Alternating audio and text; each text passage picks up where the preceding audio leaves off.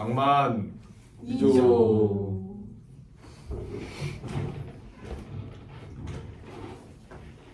낭만 2조의 시집 토크쇼 갈 때 가더라도 시집 한 권 정도는 괜찮잖아에 오신 여러분들 환영합니다. 어느덧 시간이 많이 흘러 마지막 시집을 다루는 날이 왔습니다. 다들 기분이 어떠신가요? 오늘 다뤄볼 시집은 김소연 시인의 아이에게라는 시집입니다. 시작하기에 앞서 시인의 말을 읽어주실 수 있나요? 네. 한 사람이 불면의 밤마다 살아서 갈 수 있는 한쪽 끝을 향해 피로를 모르며 걸어갈 때 한 사람은 이불을 껴안고 울어누워 한없이 숙면을 취했다. 이 두 가지 일을 한 사람의 몸으로 동시에 했던 시간이었다. 2018년 7월 김소연. 네, 감사합니다. 시인의 말에서처럼 이 시집에서는 시인이 피로를 모르며 걸어가면서 쓴 시와 이불을 껴안고 한없이 숙면을 취하며 쓴 시가 공존하는 것 같습니다. 그러면 이제 시인분을 모시고 아이에게에 수록된 세 편의 시를 함께 살펴보도록 하겠습니다. 박수로 맞아주세요. 안녕하세요. 김소연 시인 역할을 맡은 낭만 2조의 김나연입니다. 김소연 시인의 아이에게라는 시집을 선정하여 저희 조만의 의견을 나눠보는 시간을 가져볼 텐데요. 그 의견들은 시인분의 직접적인 의견이 아닌 낭만 2조만의 해석이 담긴 개인적인 의견임을 알아주셨으면 합니다. 네, 첫 번째로 다뤄볼 시는 일부에 있는 시집의 표제작인 아이에게라는 시입니다. 우선 낭독을 부탁드리도록 하겠는데요. 산문시이다 보니 굉장히 시가 깁니다. 그래서 세 분이 한 문단씩 낭독해 주시면 좋겠습니다. 밥만 먹어도 내가 참 모질다고 느껴진다. 너는 어떠니? 지난 겨울 죽은 나무를 버린 적이 있었다. 마른 뿌리를 흙에 파묻고서 나무의 본분대로 세워두었는데 지난 겨울 그렇게 버려지면 좋았을 때가 남몰래 조금씩 미쳐갔다. 남몰래 조금만 미쳐보았다. 머리카락이 타오르는 걸 거울 속으로 지켜보았고 타오르는 소리를 조용히 음미했다. 마음에 들었다. 실컷 울 수도 실컷 웃을 수도 있을 것 같은 화사한 얼굴이 되었다. 끝까지 울어보았고 끝까지 웃어보았다. 너무 좋았다. 양지에 앉아 있었을 때 웅크린 어느 젊은이에게 왜 너는 울지도 않느냐고 물어본 적이 있었는데 젊은이의 눈매에 이미 눈물이 맺혀 있더라. 그건 분명 돌멩이였다.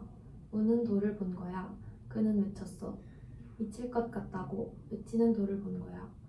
그는 더 웅크렸고 웅크림으로 통째로 집을 만들고 있었어. 그 속에 들어가 세세년년 살고 싶다면서. 요즘도 너는 너하고 서먹하게 지내니? 설명할 수 없는 일들이 아직도 매일매일 일어나니? 아무에게도 악의를 드러내지 않은 하루의 축복을 보내니? 누구에게도 선의를 표하지 않은 하루의 경의를 보내니?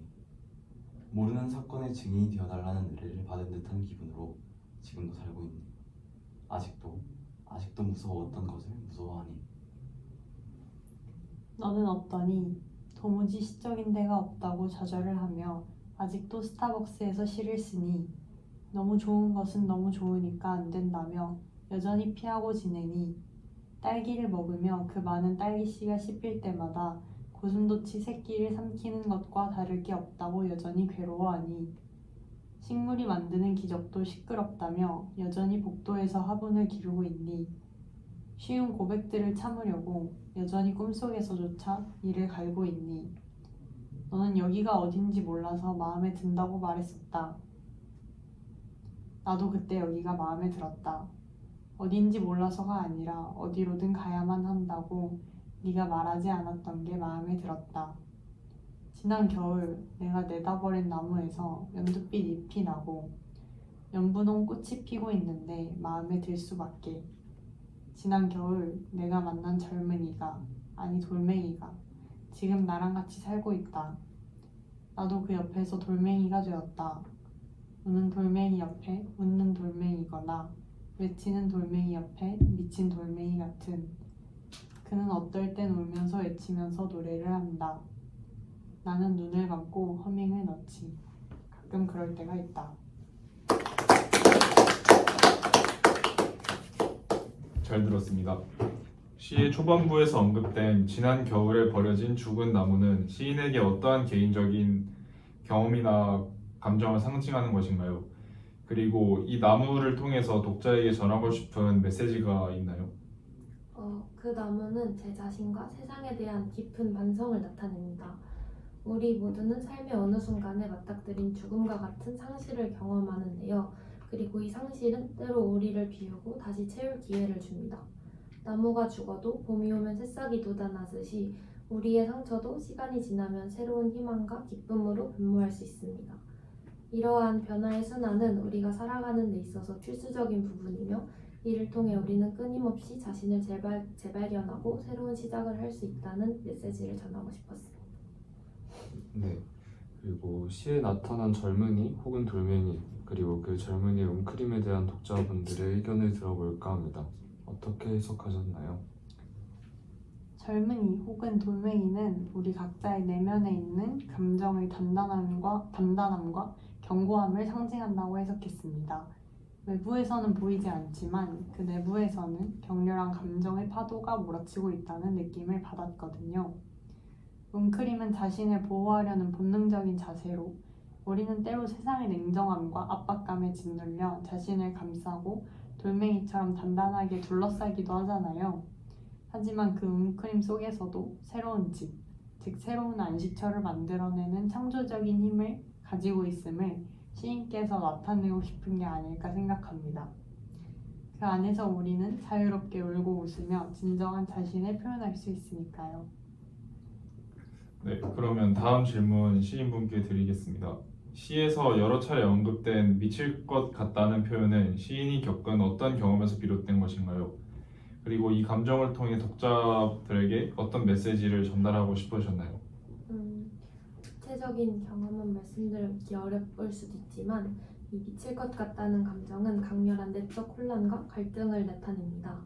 이는 제가 경험한 극도의 감정적 혼란과 인생에서의 어려운 시기를 반영하는데요.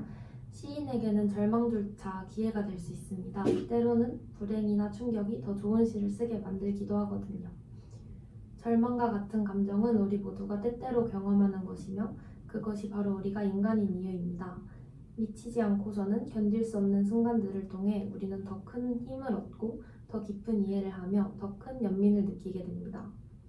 이 시를 통해 저는 독자분들에게 자신의 감정을 솔직하게 받아들이고 어떠한 감정적 혼란 속에서도 자신을 잃지 않을 힘을 찾도록 격려해드리고 싶었습니다. 네. 마음속에 격렬한 파도를 느껴볼 수 있었던 일부였습니다. 이제 2부로 넘어가 보도록 하겠습니다.